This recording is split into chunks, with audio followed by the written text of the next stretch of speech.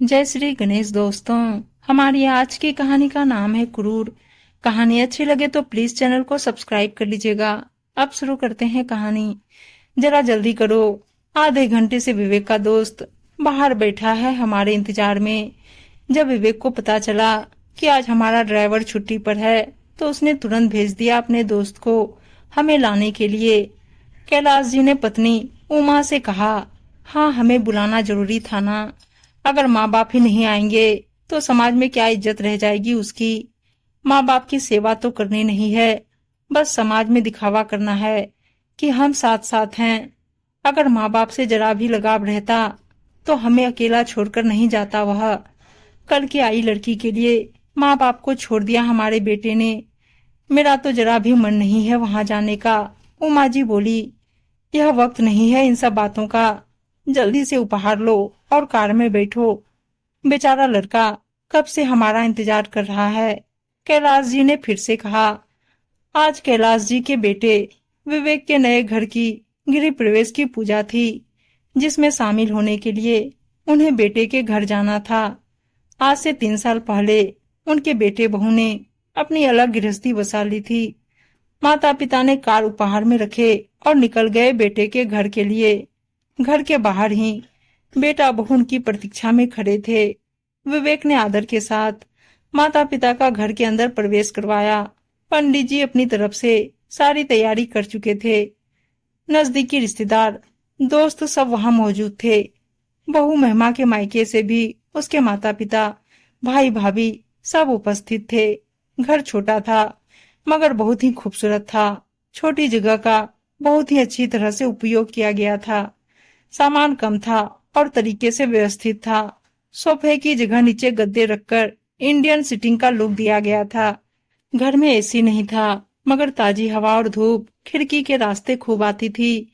कई रिश्तेदार घर की तारीफ कर रहे थे, वहीं कुछ रिश्तेदार दबी जबान में विवेक और महिमा की बुराई कर रहे थे। भला माँ बाप से अलग रहने की क्या जरूरत है। इतना बड़ा बंगला तो था पिता का, फिर बेवजह आलीशान घर को छोड़कर यह छोटा सा घर बनाने का क्या मतलब। देखना पछताएंगे। अब इतनी बड़ी प्रॉपर्टी को कौन संभालेगा। बड़ा बेटा बहू तो विदेश में जा बसे हैं। अब यह छोटा बेटा बहू भी एक ही शहर में अलग होकर बैठ गए। आजकल की पीढ़ी को बस आजादी प्यारी है। माँ बाप की सेवा करते वक्त उन्हें जोर आता है, कम से कम माँ बाप की उम्र का लिहाज तो करना चाहिए। रिश्तेदार बातें बनाने में लगे थे। बहू महिमा ने आगे बढ़कर सास ससुर के पैर छुए तो ससुर ने बेमन से खुश रहो का आशीर्वाद दिया। सास ने तो अपने पैर पीछे खींच लिए। फिर बहू को नजरअंदाज करते हुए आगे बढ़ गई। महिमा अपने गृह प्रवेश की पूजा में कोई तमाशा नहीं चाहती थी, इसलिए उसने चुप रहना ही उचित समझा और वह अपने पति विवेक के साथ पूजा में बैठ गई। उसकी 5 साल की बेटी अपने नाना नानी के साथ बैठी थी। महिमा ने उसे दादा दादी के पास जाकर नमस्ते करने के लिए कहा, पर बच्ची ना जाने किस डर से उनके पास जाने से कतरा रही थी। वहां जितने मुंह उतनी बातें हो रही थी। सास ससुर बेचारे बनकर बैठे थे। तभी महिमा के भाई के बेटे ने, जो महज 3 साल का था, चॉकलेट खाते खाते चॉकलेट का रेपर जमीन पर फेंक दिया। महिमा की सास उमा जी जोर से बोल बैठी, अरे बच्चे की माँ कुछ सिखाया नहीं क्या इसे। इस तरह से घर में गंदगी नहीं फैलाते। जी आंटी जी माफ कीजिएगा, सिखा तो रही हूँ इसे, पर छोटा है ना, कभी कभी बेपरवाह हो जाता है बच्चा। महिमा की भाभी बोली और उसने रेपर उठाकर डस्टबिन में फेंक दिया। महिमा और विवेक ने आंखों ही आंखों में एक दूसरे की ओर देखा पर कुछ नहीं बोल सके। गृह प्रवेश की पूजा संपन्न हो गई। अब आप लोग अपने बड़ों का आशीर्वाद लीजिए।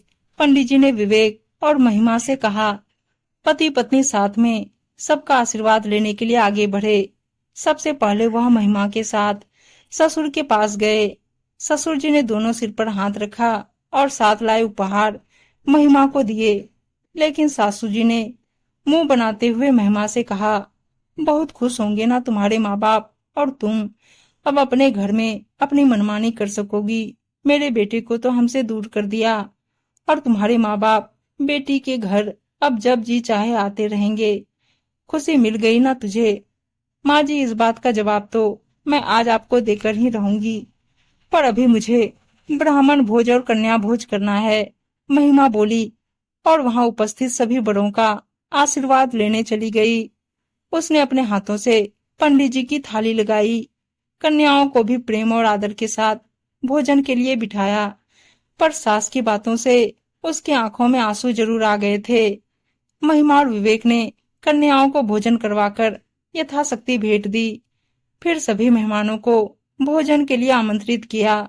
मम्मी पापा, चलिए खाना खा लीजिए। विवेक ने कहा, नहीं, अब हम चलते हैं। तुम्हारी पत्नी हमारे साथ सीधे मुंह बात नहीं करती, अब वह हमें जवाब देने का सोच रही है। हमने तो बस उसे इतना कहा, सास ससुर से अलग होकर बहुत खुश होगी। तो इतने में ही भड़क गई तुम्हारी पत्नी। उमा जी बोली, माँ, हमें आपका घर छोड़े 3 साल हो गए हैं। आप अभी भी इस बात के लिए महिमा को ही जिम्मेदार ठहरा रही हैं। अपने दिल पर हाथ रखकर कहिए, क्या सिर्फ गलती हमारी थी? जब मैं छोटा था तब भी मेरे दोस्त का घर आना आपको पसंद नहीं था, क्योंकि हम सब मिलकर घर में मस्ती करते थे, कमरे को अस्त व्यस्त कर देते थे, पर हमें मस्ती करके खुशी मिलती थी। चिप्स बिस्किट का छोटा सा टुकड़ा भी जमीन पर गिरता तो आपको बर्दाश्त नहीं होता था। डांट की डर से मेरा कोई दोस्त घर नहीं आता था, मुझे बहुत बुरा लगता था। फिर मैं हॉस्टल चला गया आगे की पढ़ाई करने। माँ, अनुशासन सही है, पर अति हर चीज की बुरी होती है, इससे बच्चों पर बुरा असर पड़ता है। कॉलेज में मेरी मुलाकात महिमा से हुई। पहली नजर में ही वह मुझे पसंद आ गई, क्योंकि महिमा खुलकर हंसती बोलती थी। मैंने सोच लिया था कि मैं शादी करूंगा तो महिमा से ही, पर मुझे पूरा विश्वास था कि आप इस रिश्ते को मंजूरी नहीं दोगी, क्योंकि महिमा हमारी कास्ट की नहीं थी और उसका आर्थिक स्तर भी हमारे लेवल का नहीं था। इसलिए हमने आप लोगों को बिना बताए कोर्ट मैरिज कर ली थी। फिर आपके पास आए थे। विवेक ने बोला, हाँ हाँ, सब याद है मुझे, पर मुझे यह सब बात याद दिलाने से क्या मतलब है तेरा? उमा जी बोली, अब जब हमारी शादी हो गई थी, आप लोगों को इस शादी को स्वीकार करना पड़ा, पर आपने महिमा को कभी स्वीकार नहीं किया। उसने बहुत कोशिश की आपके दिल में अपनी जगह बनाने की, पर वो हार गई। मैं फैमिली बिजनेस में पापा की मदद करने लगा और महिमा ससुराल को अपना घर समझकर आपका हाथ बटाने लगी। सबकी आंखों के सामने पिछली बातें घूमने लगी। शादी के कुछ ही दिनों बाद महिमा ने अपने घर में अपनी माँ के द्वारा दी गई रंगीन कलर की बेडशीट बिछाई, जो उसे बहुत पसंद थी। आते ही अपनी मनमानी करने लगी हो, यह मेरा घर है, यहाँ पर पर्दे बेडशीट सब लाइट कलर का ही रहेगा। उमा जी ने कहा, घर पर काम वाली आती थी जो घर की डस्टिंग का काम करती थी। उसके बावजूद उमा जी महिमा से दिन में 2 बार घर की सफाई करवाती। एक बार महिमा से गलती से चाय उबलकर 1 चम्मच के करीब नीचे किचन काउंटर पर गिर गई। उमा जी चिल्लाई, तुम्हारे पास दिमाग नहीं है क्या? क्या मायके छोड़कर आई हो दिमाग? मुझे गंदगी जरा भी पसंद नहीं, तुरंत साफ करो इसे। महिमा चुप रही, पर उसकी आंखों में से टप टप आंसू बह निकले। एक बार महिमा ने गलती से रसोई में एक डिब्बा यहाँ से वहां रख दिया। इस पर भी सासू माँ चिल्लाई, तमीज नहीं दी है तुम्हारे माँ बाप ने कि बर्तनों को कैसे ध्यान से रखना होता है, प्रॉपर जगह पर। मम्मी जी, मैं धीरे धीरे यह सब सीख जाऊंगी, पर आप मेरे माँ बाप को ताने मत दिया कीजिए, महिमा ने कहा। महिमा सोचती, यहाँ तो गलती होने से पहले मेरी जान क्यों नहीं निकल जाती। यहाँ गलती की कोई गुंजाइश नहीं थी। सास उमा जी बहू से हर बार यह कहना नहीं भूलती थी कि यह मेरा घर है, यहाँ मेरी मर्जी से ही सब कुछ होगा। महिमा के ससुर जी भी पत्नी के सामने ज्यादा कुछ नहीं बोलते, क्योंकि घर में शांति बनाए रखने के लिए उन्होंने मौन धारण कर लिया था। एक बार महिमा अपनी सास उमा जी से बोली, मम्मी जी, मेरे मामा मामी हमारे शहर आए हैं, वह हमसे मिलने के लिए घर आना चाहते हैं। क्या मैं उन्हें आज रात डिनर पर इनवाइट कर लूं? कोई जरूरत नहीं है उन्हें डिनर पर इनवाइट करने की। मुझे मेहमानों का आना जाना ज्यादा पसंद नहीं, और फिर उनकी और हमारी आर्थिक स्थिति में काफी अंतर है। खान पान, आमदनी, खर्चे के पैमाने में अंतर है। हाथ में तुम्हें वह देंगे कुछ नहीं, हमारा पैसा और वक्त दोनों बर्बाद हो जाएगा।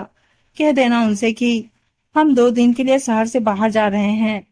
बस कहने को घर अपना था, पर यहाँ अपनापन नाम मात्र का ही था। अब तक तो महिमा अकेली थी, जैसे तैसे वह सब संभालने की कोशिश कर रही थी। लेकिन उसे बेटी होने के बाद और ज्यादा समस्या हो गई। अब महिमा को अपनी बच्ची को ज्यादा समय देना होता तो घर के काम पहले की तरह समय से नहीं हो पाते। इस बात पर भी उमा जी महिमा को खूब सुनाती, पर उसका सहयोग वह जरा भी नहीं करती। जब बच्ची थोड़ा थोड़ा चलना सीख गई तो वह कभी कभी किसी कमरे का सामान बिखेर देती तो कभी किसी और कमरे का। डांट पड़ती महिमा को। महिमा अपनी बच्ची के साथ प्यार भरा समय नहीं बिता पाती। वह तो हर वक्त केवल घर समेटने में ही लगी रहती। महिमा, ओ महिमा, देखो तुम्हारी बच्ची को सोफे के कवर नीचे जमीन पर गिरा रखे हैं और सोफे पर चढ़कर कूद रही है महारानी। उमा जी ने पोती गुनगुन के गाल पर जोर का तमाचा जड़ दिया और फिर उसका हाथ खींचकर उसे सोफे से नीचे उतारा। खबरदार, आज के बाद सोफे पर चढ़ी तो जरा भी संस्कार नहीं दिए बच्ची को कि कैसे घर में तरीके से रहना चाहिए। उमा जी महिमा पर चिल्लाई। महिमा अपनी 2 साल की बच्ची को घर के तौर तरीके सिखाने में असफल जो थी। मम्मी जी, आप प्यार से भी गुनगुन को तौर तरीका सिखा सकती थी। इस तरह जोरदार थप्पड़ मारकर उसका हाथ खींचना क्या जरूरी था? बच्ची है वह, थोड़ी बहुत शैतानी तो करेगी ना। आखिर उसे हर वक्त बांधकर तो नहीं रख सकते। इस बार महिमा ने अपनी सास का विरोध किया। आखिर वह एक माँ जो थी। महिमा का यूं बोलना उमा जी को अपना अपमान लगा। देखो ऐसा है बहू, यह घर मेरा है, यहाँ रहना है तो तुम्हारी बच्ची को भी हमारे हिसाब से रहना होगा। अगर समझ नहीं है तो उसे समझाओ। अब बच्ची को गोद में लिए क्यों खड़ी हो? उसे नीचे उतारो और सोफे पर सही से कवर लगाओ। उमा जी बोली। आज पहली बार महिमा ने अपने पति से सास ससुर से अलग होकर रहने की बात कही। अब पोती की छोटी छोटी हरकतों पर भी उमा जी घर में कोहराम मचा देती। अपनी पोती से उन्हें जरा भी प्यार और लगाव नहीं था। उसे तो बस ईंट पत्थरों से बने घर से ही लगाव था। अब तो महिमा के पति विवेक ने भी ठान लिया था कि वह छोटा सा ही सही पर अपना खुद का मकान जरूर बनवाएगा, जहां उसकी पत्नी और बच्ची खुलकर जी सके। रोज रोज की किचकिच से तंग आकर ना चाहते हुए भी विवेक अपने माता पिता से अलग होकर किराए के घर में रहने लगा। इधर उमा जी को तो अब काम करने की आदत थी नहीं, तो उन्होंने 2 नौकर और रख लिए घर की साफ सफाई और रसोई का काम करने के लिए, जो उमा जी से मोटी तनख्वाह भी लेती और अपमानजनक शब्दों का उपयोग करने पर उन्हें काम छोड़ने की धमकी देती। महिमा भी अपनी बच्ची को संभालते हुए घर में छोटे बच्चों को ट्यूशन पढ़ाने लगी। उमा जी का बड़ा बेटा भी विदेश में अपने परिवार के साथ सुकून से रह रहा था। वह अपने माता पिता के स्वभाव से परिचित था, इसीलिए वह वापस अपने देश नहीं आना चाहता था। वह अपने माँ बाप को अपने पास बुलाता, मगर सिर्फ महीने 2 महीने के लिए। माँ के तेज स्वभाव के कारण 2 साल से तो उसने उन्हें अपने पास बुलाया तक नहीं। आज विवेक का सपना साकार हो गया था। उसने अपनी कुछ बचत, कुछ गहने बेचकर और बैंक से लोन लेकर अपना खुद का छोटा सा मकान बना लिया था। उसने गृह प्रवेश की पूजा में अपने माता पिता को आमंत्रित किया था, पर आज अपनी माँ को महिमा को ताना मारते देख विवेक चुप न रह सका और उसने अपनी माँ को सच्चाई का आईना दिखा ही दिया। माँ, उस घर में हम अपनी इच्छा से कुछ नहीं कर सकते थे। हमारी बच्ची का बचपन भी उससे छीन रहा था। वो आजादी से वहां खेल नहीं पाती थी। वो घर तो केवल आपका था और यह घर हम सब का है। आप लोग चाहें तो इस छोटे से घर में रह सकते हैं, हमें खुशी होगी। विवेक ने अपने माता पिता से कहा। नहीं बेटा, अब हमें जाना होगा, पर भविष्य में बेटे बहू का सहारा जरूर लेंगे। तुम हमारे लिए कैब बुक कर दो। विवेक के पिता ने कहा, जो जानते थे कि अलग होने का दोष केवल बेटा बहू पर नहीं लगाया जा सकता। उम्मीद है दोस्तों कहानी अच्छी लगी होगी, और अच्छी अच्छी कहानियां सुनने के लिए चैनल को सब्सक्राइब और वीडियो को लाइक शेयर जरूर कर दीजिएगा। धन्यवाद दोस्तों।